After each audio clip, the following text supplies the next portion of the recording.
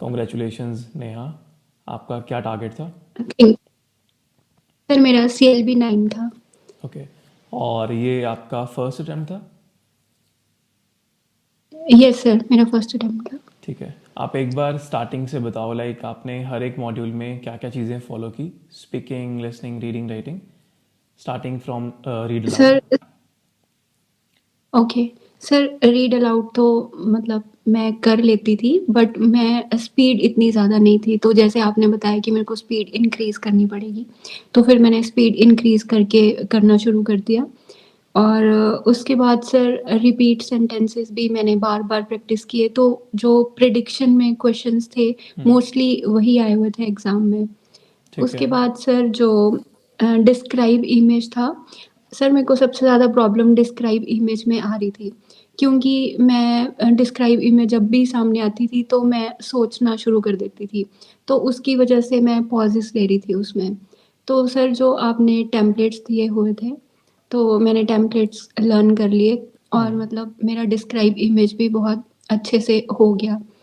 उसके बाद सर जो रिस्पॉन्ड टू सिचुएशन थी, वो जो आपने मेथड बताया हुआ था, मैंने वैसे ही रिस्पॉन्ड टू सिचुएशन कर दिया।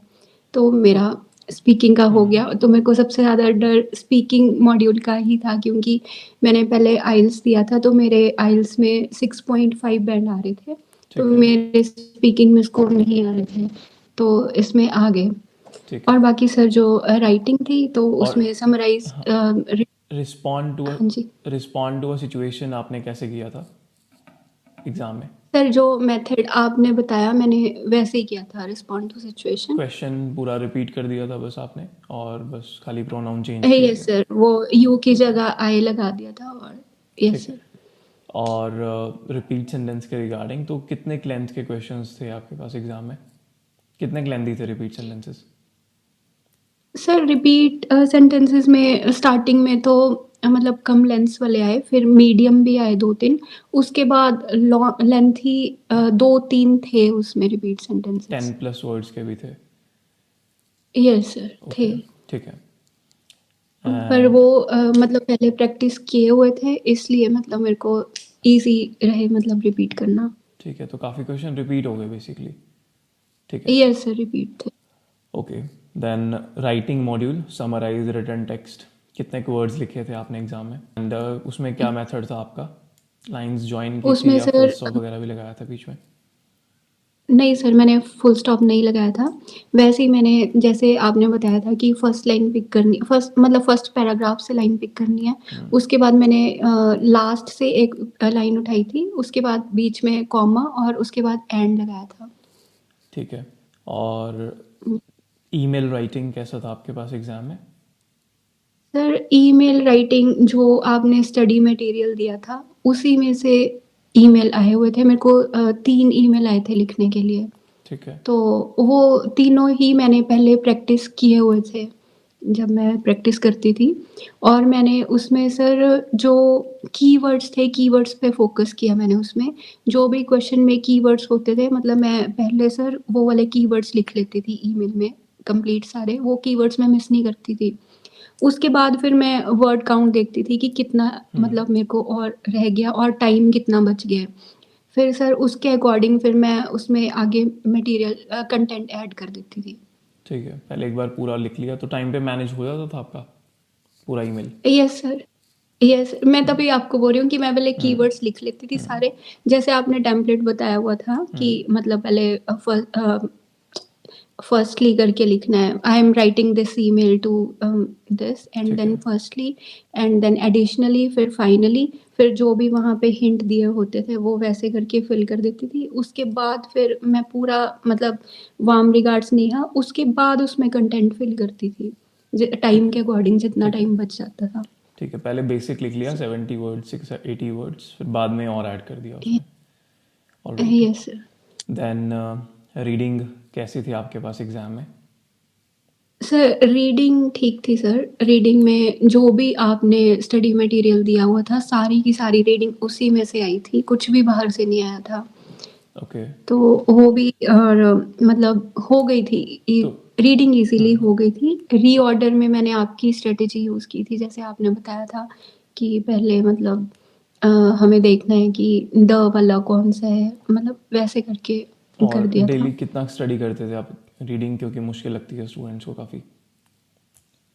सर मैंने रीडिंग पे इतना फ़ोकस किया नहीं है, मतलब मेरे को ओके, प्रॉब्लम स्पीकिंग में थी, मैंने स्पीकिंग ठीक है, प्रैक्टिस की है डेली। ठीक यस है, सर। ठीक है। Then listening module, summarise spoken और डिक्टेशन वगैरह, ये सब कैसे थे?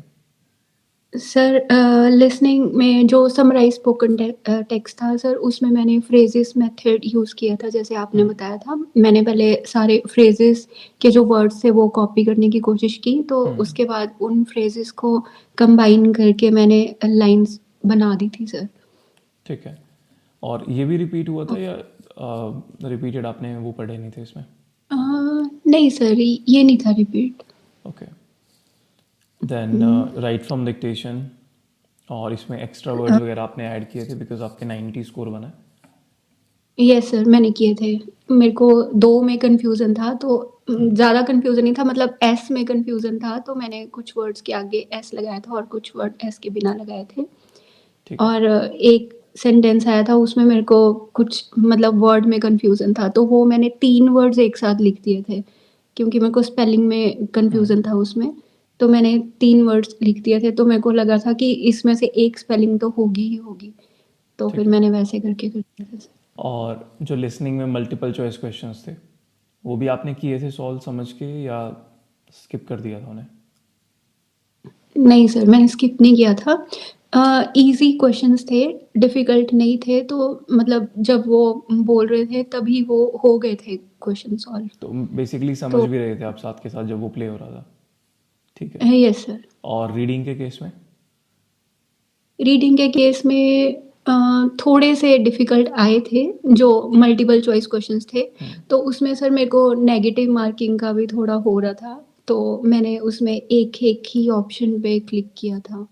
ठीक है, मैंने सारे नहीं लगाए। ठीक है। Yes sir. ओके, और आपका ओवरऑल एक्सपीरियंस कैसा था लाइक आइल्स के कंपेयर में? आपने सेल पे भी दिया सर या पीटी आइल्स ही दिया खाली? नहीं सर, सेल्फ पेप नहीं दिया है, ओके, मैंने आइल्स दिया है।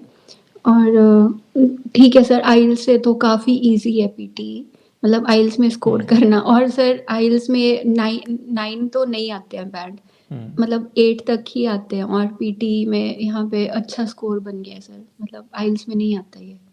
ठीक है। और आपका क्लासेस का एक्सपीरियंस कैसा था ओवरऑल? सर बहुत अच्छा था, आप डेली एक्सप्लेन करते थे, और जो मतलब आपने मेथड्स बताए थे, सब कुछ टेम्पलेट वगैरह सर वैसे करके ही स्कोर आए हैं, तो अच्छा था सर सब कुछ। ठीक है, ठीक है Neha, congratulations once again. Thank you sir. All right, nice talking to you. Thank you. Okay, I will see you around.